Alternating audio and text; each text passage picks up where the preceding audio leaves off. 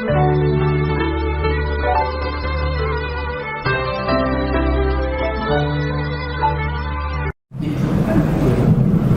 kasih Pak Ustaz. Assalamualaikum warahmatullahi wabarakatuh. Sayang sekali saya 25 tahun di Rio tidak pernah ketemu Pak Fatwa. Sebenarnya banyak sekali yang ada dalam pertanyaan saya, tapi satu saja saya sampaikan bahwa dari ceramah Pak Ustaz bahwa takut dan cemas itu adalah anugerah Allah pada manusia. Pasti semua orang yang hidup di dunia ini punya rasa cemas dan takut, dan kita juga tidak percaya kepada Allah. Tapi mengapa perasaan tersebut tetap muncul?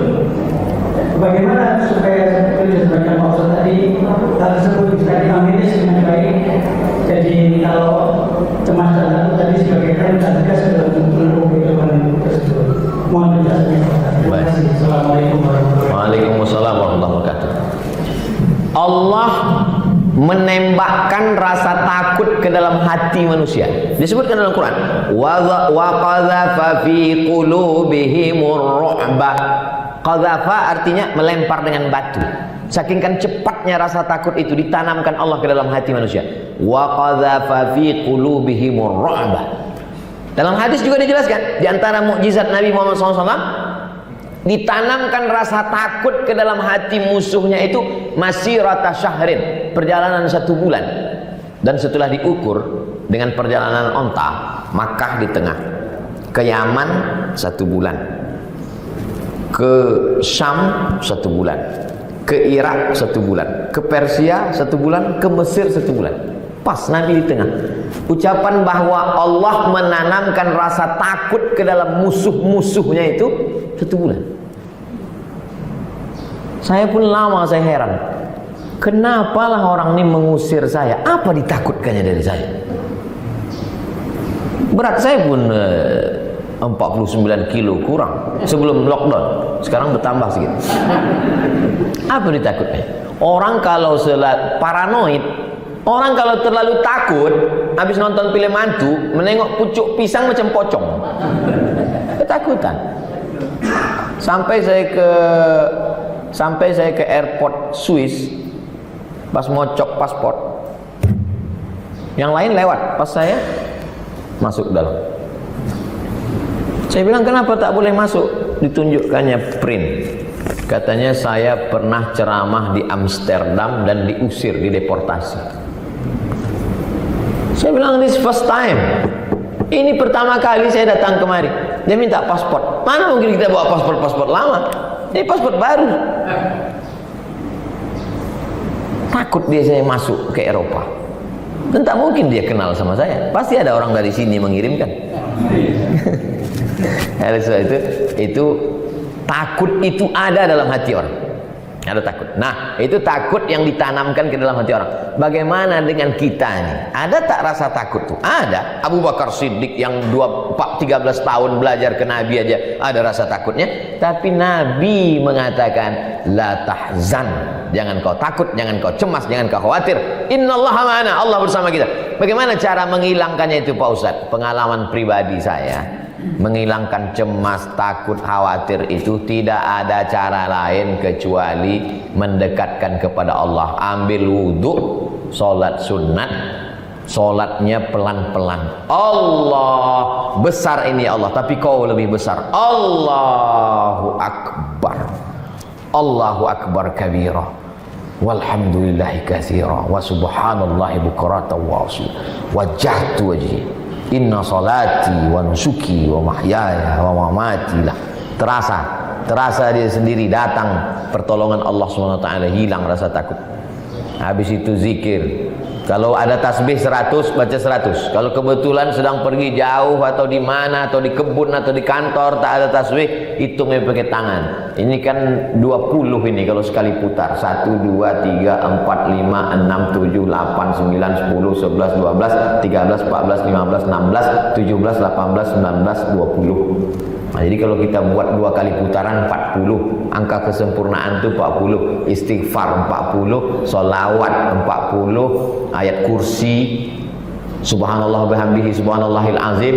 Habis itu berdoa, terasa dia macam mengaduk kopi. Kopi itu kalau diaduk kan hancur kacau balau, tapi kalau dibiarkan turun ampas-ampasnya ke bawah, bening dia. Begitu jugalah hati kita yang sedang datang kacau, takut, khawatir, cemas, dengan zikir itu. Sekarang banyak orang kalau dia sedang takut, dia cemas, dia update status. Setelah dia update, di komen orang, makin takut.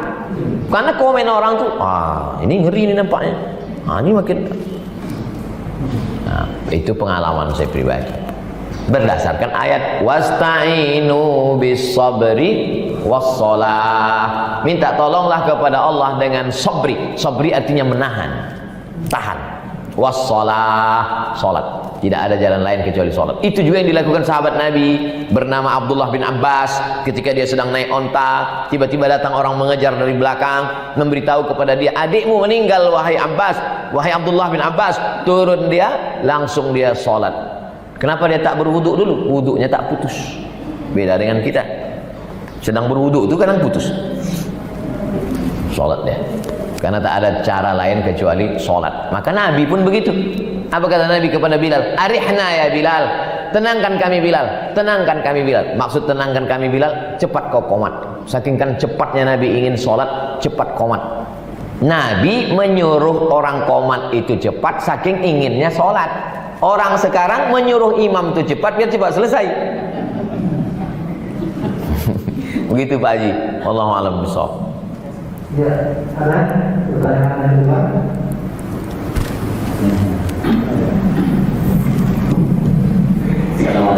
Waalaikumsalam. Ada satu pertanyaan yang mungkin untuk menguatkan kita bersama tentang ketika kita sholat, Rasulullah pernah melarang tidak boleh menutup mulut.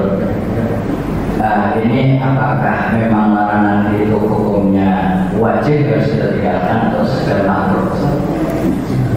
Assalamualaikum warahmatullahi wabarakatuh. Waalaikumsalam warahmatullahi wabarakatuh. Saya anjurkan untuk fikih untuk orang paling pemula, judulnya Fikih Islam Sulaiman Rasyid. Sulaiman Rasyid orang Lampung, dapat ijazah dari Al-Azhar tahun 1935, 10 tahun sebelum Indonesia merdeka. Bukunya 44.000. Kalau harga naik saya tak tanggung jawab. Kata pengantarnya Buya Hamka. Ketika ditunjukkan ke Buya Hamka di Yogyakarta, dibaca-baca Buya Hamka, dilihatnya, apa kata dia? Sulaiman Rasyid, andai aku menulis buku fikih, belum tentu bahasanya sebaik ini. Puji Buya Hamka. Mazhabnya Syafi'i, karena dia di Al-Azhar fikih mazhab Syafi'i. Simple, supaya kita tahu rukun, syarat, wajib, sunat. Karena bagi kita yang awam ini bercampur aduk di situ semua. Tak bisa kita bedakan mana rukun, mana syarat, mana wajib, mana sunat. Tak bisa kita bedakan antara afdol tak afdol atau sah tak sah. Termasuk tentang masalah shaf ini. Shaf rapat itu apakah rukun atau syarat atau wajib atau sunat? Bukan rukun, bukan syarat, bukan wajib.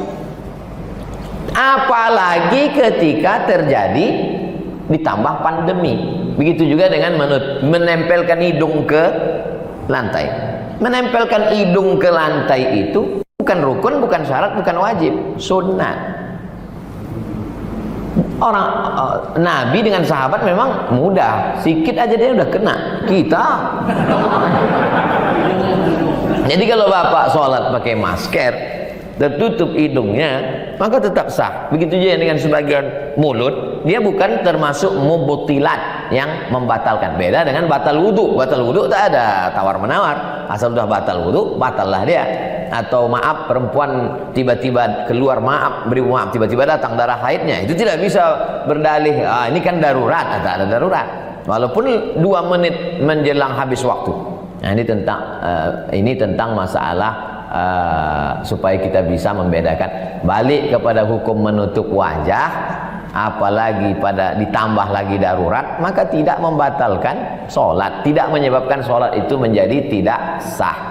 Ini karena banyak jemaah tentang menutup ini, atau kemudian hidungnya tidak menyentuh, bahkan ketika kening sekalipun. Sini.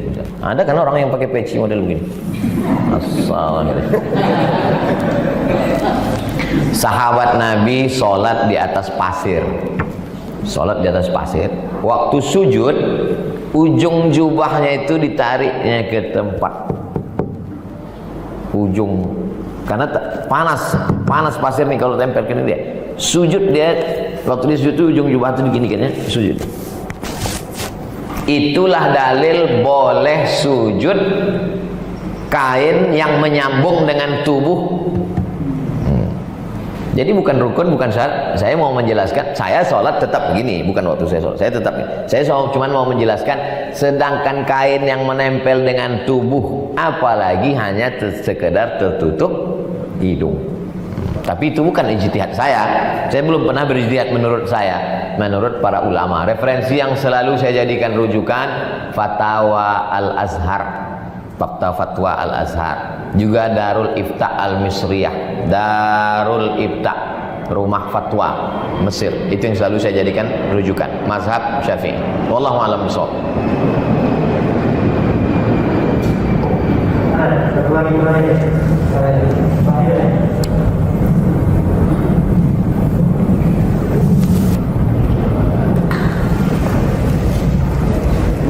Assalamualaikum warahmatullahi wabarakatuh. Waalaikumsalam. Nama saya Suparto, saya dari Aceh. Mohon maaf kalau ada kata saya yang salah. Saya langsung bertanya, karena kalau enggak karena saya yang Ustaz. Tanya saya menghadapi puasa Asyura Muharram, katanya ada hari besok puasa Asyura tanggal 10 saja. Hari Sabtu maksudnya. Jadi ada iringan hari sebelum atau sesudah. Yang kedua, mau Ustaz berita yang mendengar di internet ini bahwa ada PKI sekitar lingkungan. Apa yang harus dilakukan sebagai Muslim dan bangsa negara Indonesia? Assalamualaikum warahmatullahi wabarakatuh. Waalaikumsalam warahmatullahi wabarakatuh. Nabi sampai ke kota Al-Madinah Al-Munawwarah. Nabi bertanya, Nabi dapati orang Yahudi di Madinah puasa. Yahudi di Madinah itu 3, Bani Nadir, Bani Quraidah, Bani Qainuqa. 3 suku puasa mereka. Kata Nabi, ayyu yaumin hadza? Hari apa ini? Kenapa kalian puasa? Kata mereka, hadza yaumun salihun. Ini hari yang baik. Najjallahu fihi Musa wa aghraqa fihi Fir'aun. Hari ini Allah menyelamatkan Musa dan menenggelamkan Fir'aun. Musa selamat, Fir'aun tenggelam. Itu hari Sabtu 10 Asyura nanti. Peristiwanya sudah terjadi 3000 tahun yang lalu, tapi tetap diulang setiap tahun. Mereka bersyukur kepada Allah, syukran lillah, bersyukur kepada Allah karena Allah menyelamatkan Musa dan menenggelamkan Fir'aun. Lalu apa kata Nabi? Ana ahaqqu bi Musa minkum. Aku lebih berhak terhadap Musa daripada kamu. Mafasamahu. Nabi pun melaksanakannya. Hanya saja Nabi berpesan khaliful Yahud, bedakan dengan orang Yahudi. Orang Yahudi puasanya tanggal 10 saja. Kita untuk membedakan dengan Yahudi, sumu yauman qablahu, berpuasalah yang paling afdal 3, 9, 10, 11, Jumat, Sabtu, Ahad. Kalau tak sanggup 3, maka dilaksanakannya 9, 10. Saya insya Allah berniat kalau sampai panjang umur besok Jumat 9, 10. Besok masih ada jadwal di Jakarta, tapi insya Allah tetap puasa besok 9, 10. Adapun yang tidak boleh puasa tunggal itu adalah puasa hari Jumat. Jumat tak boleh puasa tunggal. Puasalah sehari sebelumnya, Kamis, Jumat atau Jumat, Sabtu. Adapun Bapak insya Allah puasanya tidak Jumat tunggal, Jumat dengan Sabtu atau Sabtu dengan Ahad, maka laksanakan. Bagaimana kalau ada orang yang puasa hanya hari Sabtu saja, 1 hari berpuasa? Hadis tentang larangan berpuasa pada hari Sabtu, hadisnya syadz. Hadis syadz itu mukhalafatus siqah liman huwa awsaq minhu, bertentangan periwayat yang siqah dengan yang lebih thiqah. Oleh sebab itu hukum asal berpuasa hari Sabtu tunggal hukumnya boleh. Yang tak boleh Jumat saja, karena Jumat itu adalah hari Id, hari Id kita. Hari Id itu asalnya tak boleh berpuasa, tapi karena Idul Fitri, Idul Adha, tapi karena hari itu ditambah dengan berikutnya untuk membatalkan bahwa kita. Adapun yang melarang Sabtu itu karena dianggap memuliakan hari Sabat. Orang Yahudi disuruh pilihlah antara 7 hari ini kalian mau beribadah hari apa? Wa yauma la yasbituna la ta'tihim. Kami pilih hari Sabtu. Pas pada hari Sabtu itulah ikan sebanyak-banyaknya. Pas pada hari yang lain ikan tak ada. Mereka langgar. Kita dikhawatirkan menyamai, menyerupai kalau memuliakan hari Sabtu. Tapi kita puasa hari Sabtu bukan karena memuliakan hari Sabtu seperti orang Yahudi memuliakan hari Sabat. Jadi begitu hukum asal. Nah, kita baiknya besok puasa Jumat dan hari Sabtu. Tentang masalah menghadapi komunis, sekuler, liberal, Syiah, kelompok-kelompok yang menyimpang di luar Ahlus Sunnah wal Jamaah, apa yang bisa kita lakukan? Untuk anak-anak kita, masukkan TK tahfiz, SD tahfiz, SMP, SMA boarding school. Kalau tak sanggup boarding school, full day, masuk pagi pulang sore. Paling tidak lihat nanti jadwal kurikulum. Kalau ada yang nawarkan sekolah, coba lihat apa pelajarannya. 5 mesti ada: akidah, akhlak, Quran, hadis, fikih, bahasa Arab, sejarah. Mesti ada yang 5. Kalau tak ada, jangan. Masukkan anak Anda masuk perguruan tinggi tanpa tes. Untuk apa dia jadi sarjana hebat kalau kafir? Tak ada gunanya dia berhasil. Kita minta Rabbi habli minas sholihin. Sholihin itu Quran, hadis, akidah, akhlak, bahasa Arab, sejarah Islam, fikih. Itu untuk anak-anaknya. Adapun untuk emak-emak, bapak, ibu jamaah, jangan tinggalkan kajian masjid. Kajian mulailah fokus. Kajian hadis dengan Ustaz Faisal, karena beliau belajar hadis di Karachi. Di sana banyak ahlul hadis. Ada kajian ahli hadis, ada kajian ahli hadas. Hadas itu fikih, suci mensucikan, darah haid, darah nifas, darah bisul, darah nyamuk. Nah, ini kaji fikih, ini penting. Fikih sholat. Nah, fikih kitab apa yang dikaji? Senin malam Selasa akidah, Selasa malam Rabu fikih, Rabu malam Kamis hadis, Kamis malam Jumat sirah, Jumat malam Sabtu tafsir surat Al-Kahfi, tafsir surat Yasin. Kalau sudah hatam nanti tafsir juz amma. Sabtu malam Ahad tablik akbar, tahsin tajwid. Jangan pula hebat fikih tapi baca Quran ijazah. Nah, Al-Mukarram ada, beliau sibuk tak sempat. Beliau punya murid-murid yang baik tahsinnya, makharijul hurufnya. Nah, ini semua insya Allah kalau program-program masjid ini rapat, setan tak masuk. Itu filosofi rapatnya sop, sawus subub, rapatkan sop. Sekarang tak bisa rapat Pak Ustadz, nanti kayak simbol. Ini karena darurat. Tapi filosofi rapat sop itu maksudnya kalau rapat jadwal ini, rapat pengajian kita, rapat dengan ulama, tak masuk dia. Tapi kalau dia sudah masuk, na'udzubillah, saya yakin dan percaya ghirah semangat umat ini makin ditekan, makin hebat, makin semangat insyaallah. Demikian, wallahu a'lam bishawab.